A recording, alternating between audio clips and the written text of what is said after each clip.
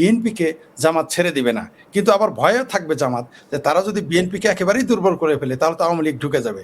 সেই জন্য তো জামাতের আমির প্রতিক্রিয়ায় জানিয়েছে যে তারা এই মুহূর্তে আন্দোলনে যাচ্ছে না যাতে তৃতীয় পক্ষ সুযোগ না নিতে পারে। এই তৃতীয় পক্ষটা তাদের ভাষায় কে? এই তৃতীয় পক্ষটা তাদের ভাষায় শেখ হাসিনা, তাদের ভাষায় ভারত। সুতরাং তারা এখন আপাতত নীরব আছে, কিন্তু এই নীরব তারা থাকবে না। তারা পর্দার অন্তরালে, পর্দার সামনে প্রকাশ্যে এবং গোপনে কাজ করতে থাকবে। তাদের অস্ত্র, তাদের টাকা, এগুলো তো তারা তো বসিয়ে রাখার জন্য আসে না। এই যে মধ্যপ্রাচ্য থেকে টাকা আসতেছে, তুরস্ক থেকে টাকা আসতেছে, পাকিস্তান থেকে জঙ্গি এবং অস্ত্র আসতেছে, এগুলো তো এমনি আসতেছে না, তাদের তো নির্দিষ্ট পরিকল্পনা রয়েছে। সেই কারণেই দেখবেন আপনি সীমান্ত অঞ্চলগুলোতে তাদের যে বিজয়, আপনি দেখেন সিলেটে তারা বিজয়ী হয়নি, অথচ সিলেটও তো জামাতে অনেক রয়েছে, কই থেকে তো বিজয়ী হয়নি। আপনি দেখেন কোথায় কোথায় হয়েছে, যে সমস্ত অঞ্চলগুলো হয়েছে, তারা শুধু যে সীমান্তবর্তী না, ঢাকার ভিতরেও তাদের বিজয় করে আনা হয়েছে। কোনো কোনো জায়গায় তাদের বিজয়ী করে আনা হয়েছে, কোথাও কোথাও তারা বিজয়ী হয়েছে, কোনো সন্দেহ নাই। তারা বসে থাকবে না, তারা দীর্ঘমেয়াদী পরিকল্পনা করবে। জামাত কিন্তু এমন না যে তারা ক্ষমতায় যায়নি বলে তারা চুপ করে বসে থাকবে, তারা ভয়ঙ্কর রূপে ফেরার চেষ্টা করবে। তবে তাদের জন্যে যদি বাংলাদেশে দ্রুতই আওয়ামী লীগ যদি ক্ষমতায় না আসে বা মুক্তিযুদ্ধের পক্ষের সরকার গঠিত না হয়, তাহলে আওয়ামী লীগের জন্য ক্ষতিকর, বাংলাদেশ ঝুঁকিতে পড়বে, খোদ ভারতের নিরাপত্তা ঝুঁকিতে পড়বে বলে আমি মনে করি। যদি এই তারেক রহমান বা এই জামাতের এই কার্যকলাপগুলো দীর্ঘ সময় চলতে থাকে, যদি মুক্তিযুদ্ধের সরকার প্রতিষ্ঠিত না হয়, কারণ তারেক রহমানের সরকার হবে অত্যন্ত দুর্বল সরকার। এই জায়গাটা তারেক রহমানকে যদি নিজেদেরকে শক্তিটা আরো বেশি করে প্রতিপন্ন করতে হয়, তাহলে কি কোথাও গিয়ে বিএনপিরও আওয়ামী লীগকে দরকার ভবিষ্যতে? হ্যাঁ, কোনো সন্দেহ নাই। এই জামাতকে যদি ঠেকাতে চায়, তাকে অবশ্যই তাকে আওয়ামী লীগকে লাগবে। আর এটা বিএনপি এটা ব্যবহার করবে, কোনো সন্দেহ নাই। বিএনপি যখন দেখবে যে জামাত তাদের প্রচণ্ড প্রেসারে রেখেছে, তখন অবশ্যই আওয়ামী লীগের এই শক্তিটিকে তারা ব্যবহার করবে, এতে কোনো সন্দেহ নেই, এটা তারা করবে। কারণ তাছাড়া তো বিএনপি পারবে না, কারণ বিএনপির ভেতরে একটা বৃহত্তর অংশ জামাত মাইন্ড সেটআপের। আপনি জানেন এই জন্যই বিএনপিকে দুর্বল বলছেন? 2/3 আসন নিয়ে আসার পরেও কেন আপনি বিএনপিকে দুর্বল বলছেন? কারণ বিএনপির ভিতরে যারা রাজনীতি করে তাদের একটা বৃহত্তর অংশ জামাতের প্রতি সিম্প্যাথি আছে, তারা জামাতের প্রতি দুর্বল, এটা আপনি নিশ্চিত থাকুন। আপনি এটা ভাববেন না যে বিএনপি আপনি 213 বা 20 আসন যে দেখতেছেন, এদের মধ্যে অধিকাংশ মানুষই জামাতের মাইন্ড সেটআপের। তারা যখন আমরা যখন গণজাগরণ মঞ্চের আন্দোলন করলাম, এই বিএনপিরা কি বলেছে? যারা হচ্ছে সব নিষ্পাপ, এদেরকে ফাঁসি দেওয়া হচ্ছে, এরা কি বলেনি? বলেছে তারা। সুতরাং আপনি কি করে ভাবলেন যে এর মধ্যে জামাতের লোক? বিএনপি কেন দুর্বল? বিএনপি ভেতর থেকে দুর্বল, কারণ বিএনপির ভেতরেই তো রয়েছে জামাতের লোকজন। কিন্তু একটা বিষয় বলুন ফরিদ ভাই, সেটা হচ্ছে দীর্ঘ 17 বছর পর তারেক রহমান তিনি বাংলাদেশে ফিরেছেন, বাংলাদেশে ফিরেই তিনি এবার প্রধানমন্ত্রীর কুর্সিতে বসছেন। তাহলে কি কোথাও তার সঙ্গে একটা কমিউনিকেশন গ্যাপ হয়ে যাচ্ছে বিএনপির যারা নেতৃবৃন্দ রয়েছে বা যারা এতদিন ধরে দলটাকে খুব কাছ থেকে দেখেছেন বাংলাদেশে থেকে? তাহলে কি তারেক রহমানের কাছে এই তথ্যগুলো নেই? তারেক রহমানের সমস্যা হচ্ছে, আমি যেটা মনে করি, আমি তাদের রাজনীতি চর্চা করে দেখেছি, বিএনপির ভিতরে তো দুইটা গ্রুপ রয়েছে, একটা হলো খালেদাপন্থী, মানে যারা বয়স্ক প্রবীণ, আর একটা হচ্ছে তরুণ যারা তারেকপন্থী। এদের মধ্যে একটা গ্যাপ রয়েছে, তারা কখনোই সত্যটা তারেক রহমানের কাছে পৌঁছতে দেবে না। কারণ তারেক রহমান যদি এই সত্যটা পৌঁছেই যেত, তাহলে তো তারেক রহমান এই ডিসেম্বরে আসবেন কেন?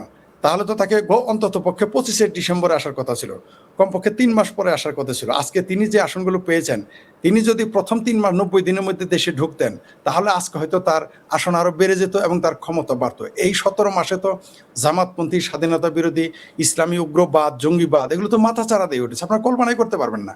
বাংলাদেশের আপনারা শুনেছি, আপনারা নাকি অভিযোগ করেছেন 13 থেকে 19টি জায়গায় জঙ্গিবাদীদের ট্রেনিং দেওয়া হচ্ছে, আর পুরো বাংলাদেশটাই তো এখন জঙ্গিবাদের আশ্রয়স্থল। আপনি দেখেন খেলাফতের মজলিসের এক নেতা মামুনুল হক, যে আফগানিস্তান থেকে ঘুরে আসলো বিনা ভিসায়, এবং সে লাইভে সেদিন নিজেই বলেছে সে বিনা ভিসায় আফগানিস্তানে গিয়েছিল। আমাদের মধুপুরের পীর গিয়েছিল। আজকাল পীর সাহেবেরাও জঙ্গিবাদের সাথে জড়িত হয়ে যায়। তারা দেখেন আপনি ঢাকা শহরে কত ভোট পেয়েছে, একেবারে জয়ের কাছাকাছি, 2000 নাকি 3000 ভোটে সে ফেল করেছে। তো এগুলো আপনি কি সিমটম দেখেন? তারা তো প্রকাশ্যে বলে গণতন্ত্র মানে না, তারা জেহাদ চায়, তারা খেলাফত চায়। খেলাফত মানে কি? খেলাফত মানে বুঝতে হবে, ভারতবাসীরা হয়তো জানে না, বা মুসলিমেরা বুঝতেই পারে না যে খেলাফতটা কি। খেলাফতটা শুধু এই না যে বাংলাদেশটাকে তারা দখল করে নিবে। খেলাফত মানে হলো তারা ভারত দখল করবে, গজায়াতুল হিন্দ করবে। খেলাফত মানে শুধু গজায়াতুল হিন্দ ভারত দখল করে তারা ক্ষান্ত থাকবে না। খেলাফত মানে পুরো পৃথিবীতেই মুসলমানেরা ক্ষমতায় যাবে এবং সারা পৃথিবীর অমুসলিম বা কাফেরদের তারা দ্বিতীয় শ্রেণীর নাগরিক বানাবে। এটা হচ্ছে খেলাফত, এটা তাদের বুঝতে হবে। এটা আমাদের দেশের মানুষ, সাধারণ মানুষ যেমন বোঝে না, এমনকি যারা এটা ভোট দেয় তারাও বোঝে না।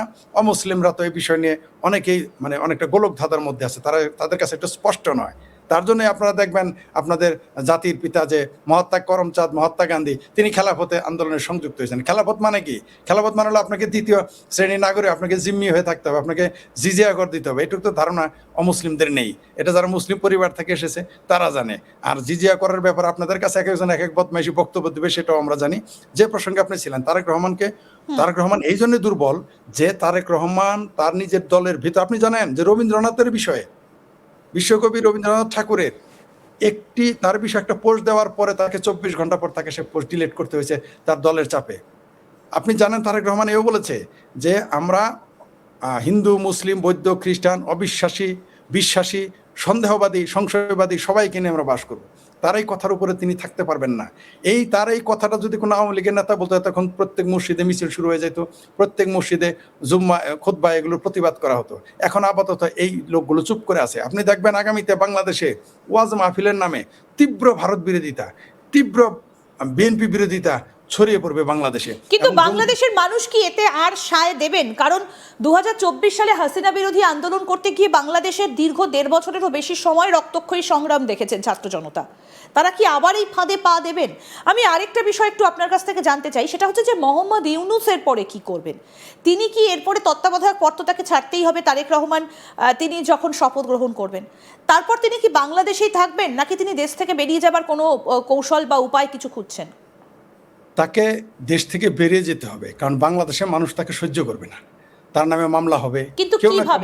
কিন্তু কিভাবে তিনি যে বাংলাদেশের অর্থনীতিকে তিনি যেভাবে ধ্বংস করেছেন, বাংলাদেশের রাজনীতি এবং যে সকল হত্যাকাণ্ড এই দেশে ঘটেছে, যে অবিচার ঘটেছে এই 17 মাসে, ডক্টর ইউনূসকে সহ্যই করবে না, বিএনপি এই ঝুঁকি নেবে না তাকে, এবং সে নিজেও থাকবেন। আপনি দেখবেন সে চলে যাবেন, তিনি পালিয়েই যান বা তিনি কোনো সেফ এক্সিট নিয়ে কোনো প্রকার তিনি দেশ ছেড়ে চলে যাবেন। তিনি ভালো করে জানেন তাকে বাংলাদেশের মানুষ, আপনি দেখেছেন যে গতকাল পরশুদিন তার ছবিতে আগুন লাগিয়েছে, তার ছবিতে জুতা মেরেছে, তার বিরুদ্ধে মিছিল হচ্ছে।